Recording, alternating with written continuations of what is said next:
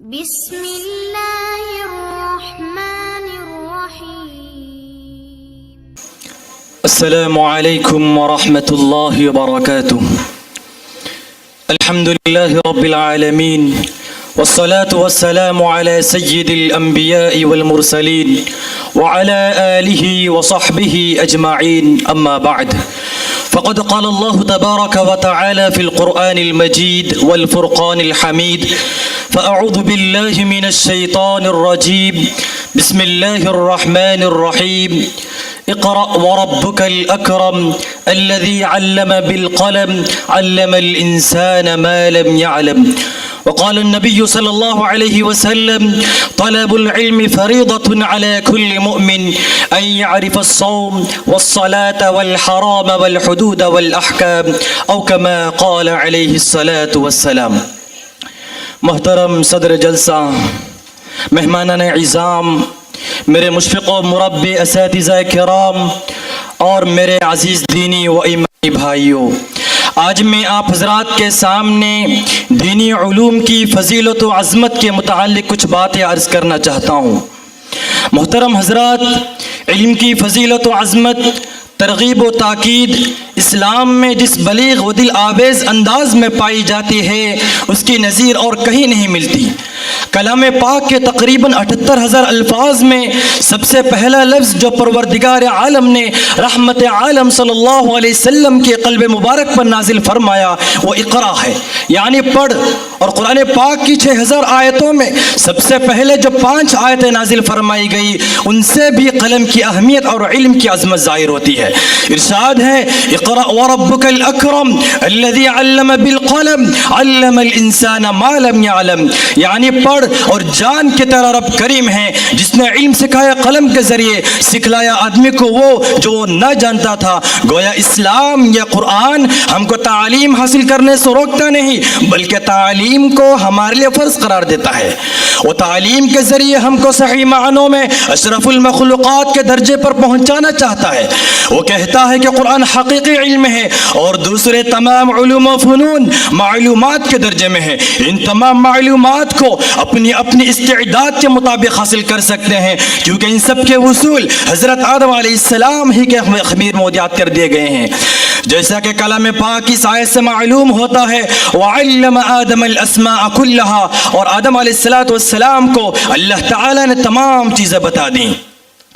محترم حضرات، اسلام جس علم کو واجب اور ضروری قرار دیتا ہے اور جس علم کی بنیادی اور اولین اہمیت ہے وہ علم دین اور علم آخرت ہے۔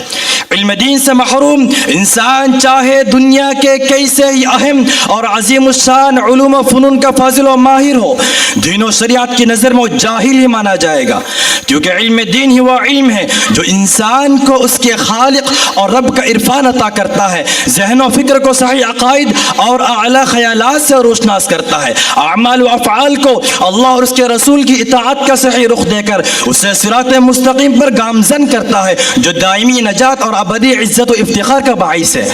اس لیے قرآن و حدیث میں جہاں کہیں بھی علم کا لفظ آیا ہے مفسرین کی وضاحت کے مطابق تمام جگہوں پر علم دین مراد ہے جس کا تعلق قرآن و حدیث اور فقہ کے جاننے اور سیکھنے سے ہے۔ حضرت علی بن ابی طالب رضی اللہ عنہ سے روایت ہے کہ رسول اللہ صلی اللہ علیہ وسلم نے ارشاد فرمایا طلب العلم فریضۃ علی کل مؤمن ان یعرف الصوم والصلاة والحرام والحدود والاحکام، کہ جس علم کو سیکھنا فرض ہے اس سے مراد وہ علم ہے جس کے ذریعے روزہ، نماز، حلال و حرام و احکام و حدود شریعت کی معرفت حاصل ہوتی ہو۔ محترم حضرات، واضح رہے کہ علم دین ہی ایک ایسا علم ہے جس سے انسان دنیا و آخرت میں کامیابی حاصل کرے گا۔ اس میں قرآن و حدیث کا علم بنیادی حیثیت رکھتا ہے۔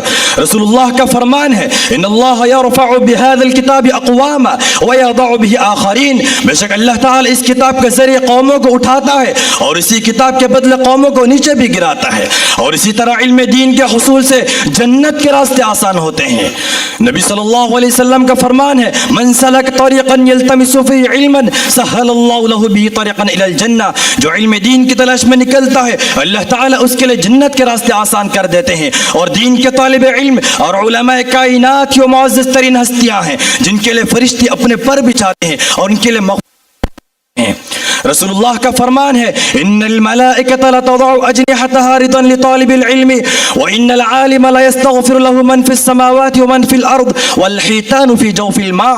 بے شک فرشتے طالب علم کی خوشی کے لیے اپنے پر بچھا دیتے ہیں اور عالم کے لیے آسمان و زمین کی ساری مخلوقات یہاں تک کہ پانی کے اندر کی مچھلیاں بھی مغفرت طلب کرتی ہیں.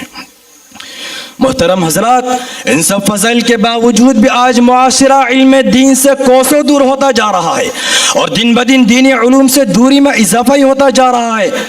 اس پر جتنا افسوس کیا جائے کم ہے کہ ایک بچہ مسلمان گھرانے میں پیدا ہونے کے باوجود صحیح کلمہ پڑھنا نہیں جانتا، طہارت اور نماز کے ضروری مسائل سے ناواقف ہوتا ہے، قرآن مجید کی چھوٹی چھوٹی صورتیں بھی صحیح ڈھنگ سے نہیں پڑھ پاتا، اسلام کے بنیادی عقائد اور وہ ضروریت دین جن پر ایمان کا دار و مدار ہے اس کا بھی علم نہیں رکھتا. شہر، گاؤں، دیہات، ہر جگہ بقدر ضرورت دینی تعلیم کا فقدان ہے. اور افسوس یہ ہے کہ آج مسلم معاشرہ دینی تعلیم کی اہمیت اور اس کی ضرورت ہی کو سر نظر انداز کر رہا ہے اور سارا زور صرف اور صرف عصری علوم کو حاصل کرنے پر لگا رہا ہے. اعلیٰ نوکری اور عمدہ جاب کے چکر میں دین و شریعت کی تعلیم بھلا بیٹھا ہے. دنیاوی تعلیم کا حصول شریعت میں منع نہیں ہے، لیکن شریعت کو پس پشت ڈال دینا اور دینی تعلیم سے اکثر غافل ہو کر زندگی گزارنا دنیا میں بھی نقصان دہ اور آخرت میں موجب عقاب ہے. اللہ تعالیٰ نے افراد کی مذمت کی ہے جو دنیا کا علم تو اپنے پاس رکھتے ہیں لیکن آخرت کے علم سے بالکل ہی بے خبر ہیں، جو آخرت کے علم سے غفلت برتتے ہیں. اللہ تعالیٰ کا ارشاد ہے یعلمون ظاہرا من الحیات الدنیا وهم عن الآخرة غافلون. وہ لوگ دنیاوی زندگی کے ظاہری امور کا علم رکھتے ہیں جبکہ آخرت کے علم کے بارے میں جاہل ہے. دینی علم کی کمی اور روز بروز بڑھتی ہوئی جہالت قیامت کی نشانیوں میں سے ہیں. رسول اللہ صلی اللہ علیہ وسلم نے ارشاد فرمایا ان من اشراط الساعۃ ان يرفع العلم ويكثر الجهل. قیامت کی نشانیوں میں سے یہ بھی ہے کہ قرآن و حدیث کا علم اٹھا لیا جائے گا اور جہالت بڑھ جائے گی. یہ بات بھی یاد رکھنی چاہیے کہ دینی علوم کی منفعت دائمی ہے، انسان کے مرنے کے بعد بھی تا قیامت اس کا اجر و ثواب اسے ملتا رہتا ہے، جبکہ دنیاوی علوم فانی اور اس کا نفع عارضی ہے. سیدنا ابو ہریرہ رضی اللہ عنہ سے روایت ہے کہ رسول اللہ صلی اللہ علیہ وسلم نے ارشاد فرمایا اذا مات الانسان انقطع عنه عمله الا من ثلاثه الا من صدقه جاريه او علم ينتفع به او ولد صالح يدعو له. جب انسان مر جاتا ہے تو اس کے سارے کاموں کا سلسلہ بند ہو جاتا ہے مگر تین کاموں کا ثواب بند نہیں ہوتا. نمبر 1 صدقہ جاریہ، نمبر 2 علم نافع، نمبر 3 نیک اولاد جو مر جانے کے بعد اس کے حق میں دعا کرتے رہیں. محترم حضرات، دور حاضر میں علم دین کی اہمیت اور اس کی ضرورت شدید ترین حد تک بڑھ جاتی ہے. اس بات کے موجودہ صورت حالات کے مطابق بخوبی اندازہ لگا سکتے ہیں. اس وقت اسلام کو بہت سارے چیلنجز کا سامنا ہے. یہ فتنوں کا دور ہے، برائیوں کے عروج کا فتنہ، اولاد کی بے دینی و نافرمانی کا فتنہ، کفر کا فتنہ، عیش پرستی کا فتنہ، الحاد کا فتنہ وغیرہ وغیرہ. ان ساری صورت حال سے مقابلہ کرنے کے لیے ہمیں علم دین سے آراستہ ہونا پڑے گا. علم دین عمر کے کسی حصے میں بھی سیکھ سکتے ہیں. مرد و عورت اور بچے سبھی عمر والے علماء کی رہنمائی میں علم دین بآسانی سیکھ سکتے ہیں. ہمارا دین نہایت ہی آسان ہے. اس بات کو رب العالمین نے قرآن مجید میں اور نبی پاک علیہ الصلوۃ والسلام نے حدیث پاک میں کئی مقامات پر واضح کیا ہے. اس وقت یقین کریں علم دین کی سخت سے سخت ضرورت ہے. قرآن کو فہم و تدبر سے جاننے کی ضرورت ہے تاکہ ہم دین پر صحیح سے عمل کر سکیں. اسلام اور مسلمانوں کے سامنے جو چیلنجز ہیں ان کا دندان شکن جواب دے سکیں اور سوشل میڈیا کے ذریعے اسلام کی جس طرح غلط ترجمانی کی جا رہی ہے اس کا خاتمہ کر سکے اور دنیا و آخرت میں زندگی کی اصل ترقی سے ہمکنار ہو سکے. ایسے حالات میں امت مسلمہ کی ذمہ داری ہے کہ وہ نئی نسل کی پرورش شریعت اسلامی کے مطابق کریں. ان کو ایسے عناصر سے بچائیں جو مسلم بچوں کو دینی تعلیم سے محروم رکھنا چاہتے ہیں. نئی نسلوں کو مرتد بنا کر ان کو ایمان سے محروم کر کے یا صرف نام کا مسلمان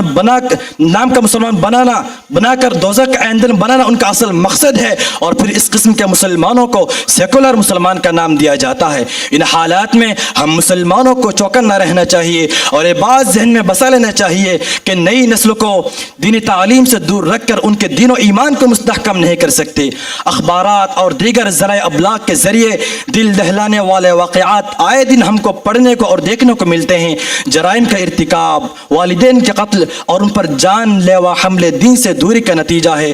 دعا ہے اللہ پاک ہمیں علم دین کی صحیح قدردانی کی توفیق عطا فرمائے اور مادیت کی اس خطرناک دور میں علم دین کی شمع کو ہر تاریخ گھر میں پہنچائے، آمین۔ وما علینا الا البلاغ۔ ماشاء اللہ